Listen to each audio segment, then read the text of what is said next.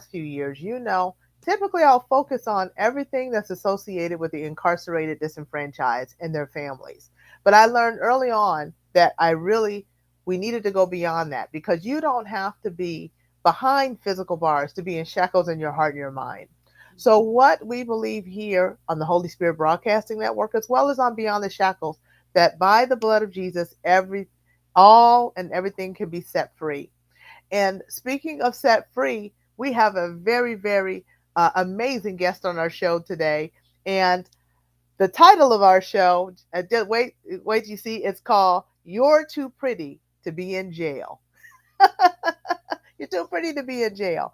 And this is Dr. Erin, also known as the success psychologist, and she's an award-winning international speaker and trainer, high performance expert, corporate sales and leadership trainer, founder of the Higher Life podcast host, and seven-time number one best-selling author. And she's been awarded Nevada's professional saleswoman of the year, has worked with companies including Facebook and Microsoft, and was named one of the 125 leaders globally to follow in 2022 by Success Magazine. She lives in Reno, Nevada with her husband Garth. That's a great name by the name Garth. And their three children. So I'd like to welcome to the show Dr. Erin Oksol. Thank you, Dr. Ivanka. Hi, everyone. How are you? Did I say it right, Oksol? Yes. Oh, yay. I'm so excited to have you on the show today. And I think a lot of our viewers, our work, because we air worldwide here, they're going to glean so much from this brief time that we even have together. I talked all about your accolades at the top of the show. Give give us some insight because the title is "You're Too Pretty to Be in Jail." So tell us about yourself. Kind of what outlined your life before what you're going to talk about, and then talk about the shift. Oh, my goodness. I'm so grateful to be sharing this with you. And my intention is that this will really help set the captives free, which is my Mhm. mission on the planet. Sounds like someone we know, right? Someone Absolutely. very important. And what I mean by that is freedom from anything, like you said, that limits you. As a psychologist, we can think of that as being, your own limitations, your own self sabotage, your own fear, your own unworthiness.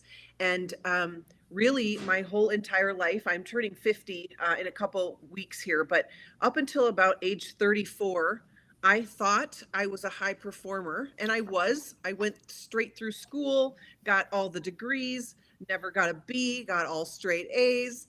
And looking back, I was a high performer, but I was riddled with Mm. fear of not being good enough. And so I used my kind of achievement addiction to establish my worth on this planet, And Mhm. even though I had a really close relationship with God, I call it the 4 P's of pain. I tried to prove, please, perfect, and perform my way to my worthiness. And um, around age 34, I became clinically depressed. I was starting a family, and it just all got to me, and I Mhm. became clinically depressed. And that summer, I went home to my family's cabin at the lake in Wisconsin, and to no fault of her own, to no harm on her own, one of my family members brought me a vodka cranberry, and I had instant relief from my depression. I had never Mm. really had hard alcohol other than an occasional Presidente margarita at Chili's. I was a Christian girl that went to a Christian college and never partied, never did anything, but I had relief in that moment from my depression. And I carried that coping skill back with me, and within 1 year, I was a daily drinker. Wow. And what disconnected me from my depression also ended up, of course, disconnecting me from me and from God. And I ended up in jail. And when I was in line in jail getting my antidepressant medication, the lady in front of me said, "You're too pretty to be in jail." And I said, "No, I belong here. I need help." Mhm. And I remember in that jail cell where I fully surrendered and I said, okay, God, my best thinking got me here. I'm done. Like, help me.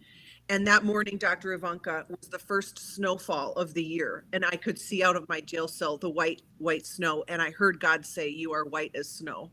And that was the Wow. beginning of creating this version of me. And um, the version of me that is happy, joyous, and free. And so, I think when I look back, I think pain is the gateway drug. I think that's all there is to it. And so I want our listeners to think about, expanding their definition of addiction to be simply whatever causes you to abandon yourself. That if we think of addiction that way, then we are shackled down by whatever it is that causes us to kind of leave ourself, abandon our highest self, which is, I Hmm. believe, informed by our higher power, Yes, and abandon that for something else. And so I just think we all can relate to that, right? I just absolutely. didn't I just didn't know how to kind of show up for what it meant to be a human. I didn't know. I didn't. And I remember early in my recovery thinking, if I could just like show up for all of it, if I could cry myself to sleep and wake up the next morning and go to work, like that was victory to me. And I Hmm. realized that being our highest self really means showing up for our humanity, which means being able to kind of hold it all in order to have it all.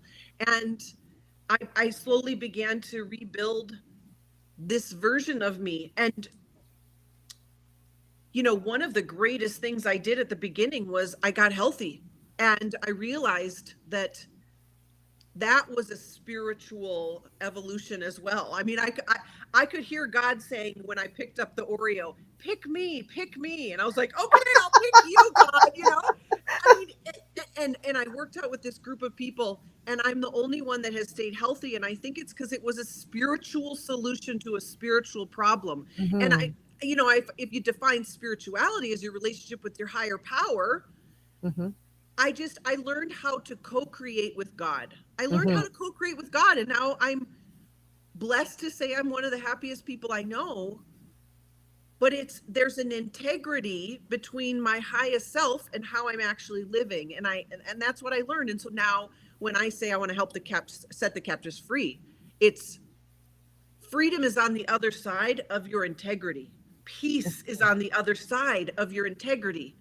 Being integral with who you say you want to be. Absolutely. And everything you said was amazing. And I want to just kind of back up a little bit because you talked about the four P's. You want to prove, please, perfect, and what was the fourth one? Perform. Perform. And you referred to what you were kind of behaving yourself through life as a performance addiction. Is that how you called it? Achievement addiction. This Achievement idea addiction. that like I wasn't okay unless I was producing something that was Hmm. okay. That's what I want to touch on a little bit because, like you said, you had a relationship with God, and I can relate to this in a lot of ways, and I'm sure many of our listening audience, our viewing audience, they're also going to be able to relate to it. The the and it's a part of the culture, I think, of our a culture of the United States, and that we're trying to go bigger, better, broader, have more. And it's interesting when I go places abroad that people, they may not have as much. They have such a just a piece. They have that chasing.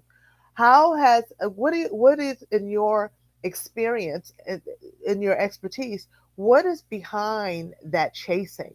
What is it about people? Because too, it demises your health as well, your mental health, your physical health. Like even with myself, I know when I'm, eating more than usual. I mean, yeah, I have my genetics, that make it so that somebody else can, I have a cousin that can literally eat five pieces of cake, and nothing happens to her physical body, and I can look at her eat it and gain 5 pounds.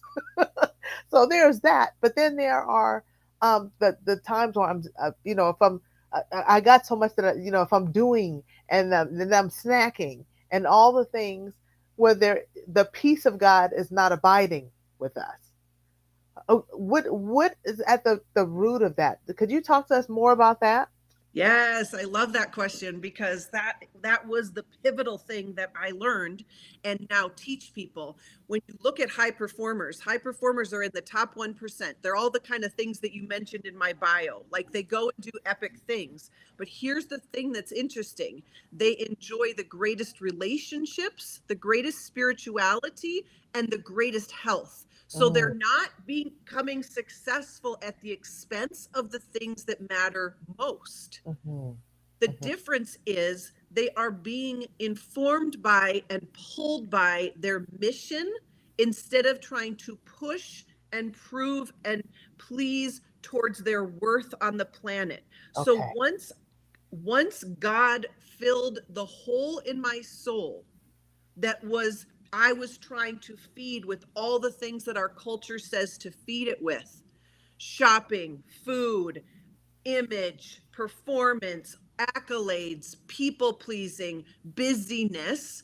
Once I filled that hole in my soul and understood that my worth was established at birth and nothing has changed, Mm, then I could go and get busy and say, what is my purpose on this planet, God? Like, okay, let's go do that. And when you're pulled by your mission and your motivation behind it is one of, I just want to co create with God to the best of my ability on this yeah. planet, because that sounds really fun, Mm-hmm, then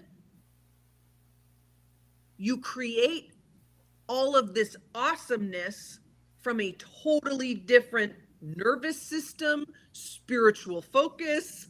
Yes, yes, yes. So I am all about going about and doing great things. And I am, I am one of the most productive people that I know, but productivity is, are you moving the needle on what matters most? So mm-hmm. I am not necessarily working the most amount of hours. I am doing what matters to move my mission forward to set the captives free.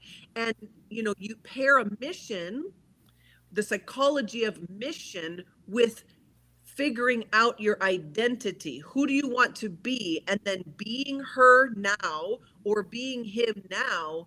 And it is the winning combination. It's ultimately actually the secret to happiness. It's Mm, happiness is just a science. I know exactly how to help people be happy, and I know how to help them be happy quickly. It's not a mystery. It's identity plus mission. It's alignment and then making your body move, which is called embodiment. So it's just this equation that we know when we study and we really look at how do the happiest, most successful people do it. That's how I did it. And that's how I help people do it, which is so exciting because it's yes. available then to everybody. Yes.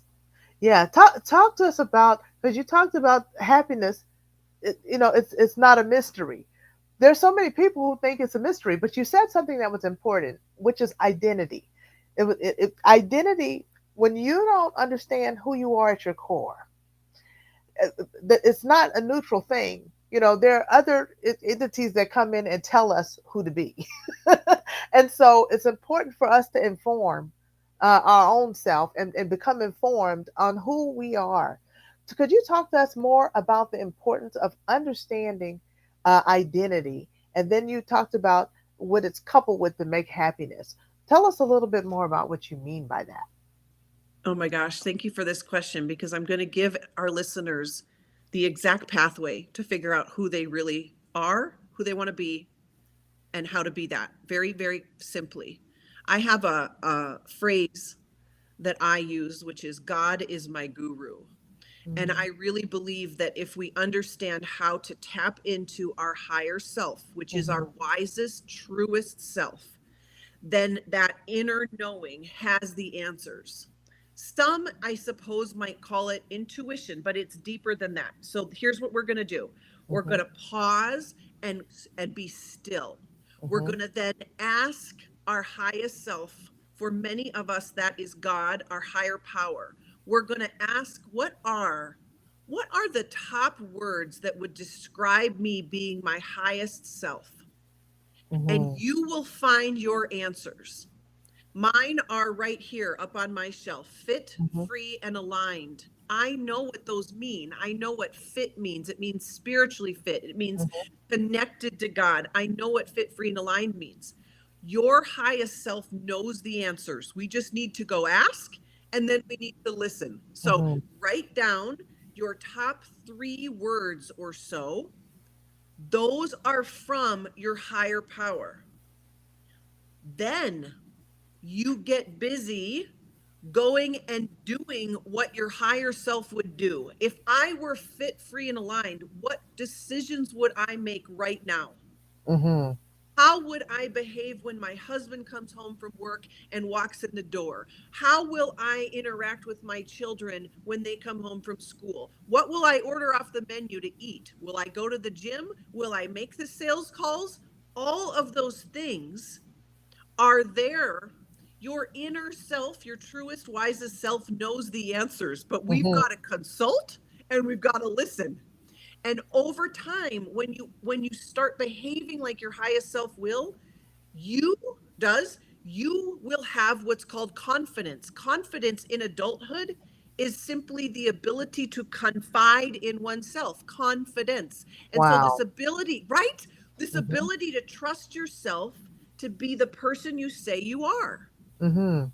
That is confidence. Now, at the underlying layer of all of this is, if you were born worthy and nothing has changed, then we're going to run by all of these identity issues through that first, right? Mhm. And Mhm. so, absolutely understanding that if I am more than anything a child of God, then Mhm. I, by definition, am worthy of all that I desire. And I also want our listeners to understand the coolest thing: desire means of God.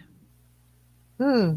Trust that your desires for what you want to create in your life and experience and be, do, and have are from God. Mhm. Mhm. Mhm. Yeah. Talk to us even some more about that because, uh, and this is why identity is a really it's a big thing for me in terms of my belief in its importance because it's the very thing those things that, especially over time, people tell us who we are. We look at other people and we try to emulate. Maybe that's who I am.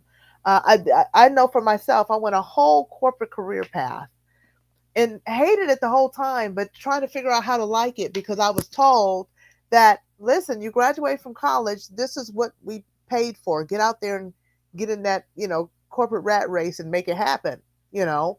And it's nothing that I ever wanted. Did I learn a lot being in there? Do I have skills that I've derived from there that I utilize today?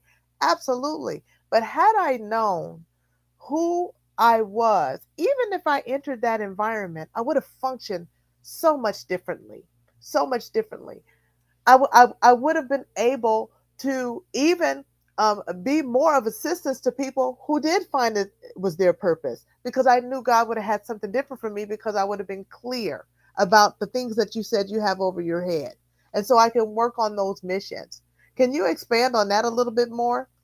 Ooh, I love this idea that it's not the occupation that we're in that is our purpose on the planet. If that doesn't matter, then what is it? Because you can imagine a bellman could be living his or her purpose on the planet. A Yes. bartender could be living his or her. I know someone who was a carpenter that was living his purpose on the planet, right? Yes. So if it's not that, what is it? So I have a saying that the quality of your life will be dictated by the quality of the questions you ask yourself. So if Mhm. you want different results, let's start asking some different kind of higher level questions. Yes. Some of the greatest questions you can ask to figure out your identity and your mission and your purpose on the planet, which lead to happiness, are these: what breaks my heart? Mhm. God has given you something on your heart that breaks your heart in a different way than it breaks my heart. Some people, what breaks my heart is when people don't understand their worthiness. Hence, my mission on the planet is to set the captives free Yeah. from unworthiness. Mhm. I have met people where what breaks their heart is animal cruelty. I have met people that what breaks their heart is poverty, Yeah. and they're here to break the generational curse of finances, so what breaks your heart is usually given to you as a gift. On the flip side, what lights you up, that's usually probably where you should be directed, right? And then ask, what are my gifts? What is the one thing that people have told me my entire life since I was a little kid? That is a gift given to you from God, because I was always a truth teller. I was always a seer of the humans. Well, I Hmm. I have utilized that wherever I am as a psychologist and a businesswoman. I use that skill to set the captives free. Um so what are you gifted at? What breaks your heart? What lights you up? Yes. Go, and if you can figure out how to spend your life doing that, like, that is a life well lived, I believe. I believe that as well. Because and it is funny when I just brought this up about the whole corporate America thing. There was something, and this is the thing, because I didn't, at such a young age, I didn't realize that my purpose was not to go up this corporate ladder chain. Other people could probably see it. So therefore, I wasn't being promoted up this chain the way I thought that I deserved. And really didn't bring me joy. I didn't want it. I just thought that in order to be successful, maybe if I do this, that's going to make it for me. And as a believer, it would frustrate me. It would frustrate me when other people were, I would train someone and they were promoted over me. Or these things used to really, and I'm not saying that, people shouldn't necessarily find that to be frustrating, but I will tell you this: if I understood that my purpose was to be there for a season, I not only would not be bothered by training someone and have them be promoted over me because I knew that this is for something else, I could have even been more effective. It's like, okay, I know now that you're looking to be promoted. Let me help prepare you here. And God could have used me in that manner to help someone be catapulted in their career. But I so didn't have the maturity to be there. So I was worried about what I wasn't getting. But now, with a different understanding, you can put me anywhere and Yes. I'll know what God is trying to do with me in a moment, Yeah. and I know that it's for a season. It makes all the difference in the world if someone could understand that. Do you agree with that? Oh my Lord. Okay. Yes, yes, yes. So I when you understand your mission, you see it through the lens of that, so that your happiness is not circumstantial, and Mm-hmm. it's not based on the necessary environment outside of you. There's this saying by Robin Sharma: the doorway to success swings inward. This Mm-hmm. idea that our happiness is an inside job. What that actually means is, no matter where I go, there I am. I can be setting the captives free Yeah. anywhere I go. I can Mm-hmm. be setting the captives free with any role that I'm playing. I could be setting the captives free in a job that I hated. Do you see? So, Mm-hmm. yes. So, once you understand your mission, you can make meaning of that which you are doing, because Mm-hmm. not everyone yet is free from a job they hate, or, an Right. occupation. A lot of us are paying the bills because we have to pay the bills, and there's an Yeah. honor in that. But Yeah. there is, like, I don't want to try to convince you of how to like this job you hate, but I do want to try to help you make meaning of it. Yes. Yes, so that when you are doing it, you can experience happiness that is irregardless of circumstances. And peace. And Peace is peace. on, yes. Because it could be the very thing that's financing what your dream is. Oh my gosh. And, This, yes, yeah, yes. so that, It's, I was like, okay, this is financing what it is that I need to do. I don't look at things like that, like this is a job that I have to do. No, I'm blessed to do it because what it is this is enabling me to have focus on what it is that I need to have focus on. And I know that shift made so much a difference for me, and I know it'll make it for other people. yes. I want to, because we have a couple of minutes. How, if people want you to come and speak for their organization, come and speak for their church, whatever it might be, how would someone contact you? Oh, thank you so much. I love that. Um, you can go to drerinOksol.com. and you will find all the ways to contact me. You can find me on Facebook at Dr. Erin Oksol and Instagram, Dr. Erin Oksol, but you just go to drerinoksol.com and you will find a way to hire me. And I would, yes, absolutely love to do that. Yes, and you guys don't hesitate to do that. Reach out to Dr. Aaron, and for coaching, for speaking, whatever it is that you think you might have questions about and what you might need. What I would like to do, because we have about a minute, um, take this time just to encourage our viewing audience. Just, coming from where you come from and what has happened, people have gone through things. And I know that um, there's a saying by Flavia Wheaton that says, if one dream should all break into 1,000 pieces, never be afraid to pick up one of those pieces and begin again. Somebody might be listening that needs to begin again. What would you like to say to someone that is in that situation? Because that's what you had to do. Yeah, thank you. Well, the phrase "you're too pretty to be in jail." I just want everyone to understand they're too pretty to be in jail. And you know what I mean by that? They're so worthy. They're so worthy to be shackled by their own limitations. And I really what is available to all of us is a friendly relationship with reality, a friendly relationship with our mind, a friendly relationship with our soul, that it's possible.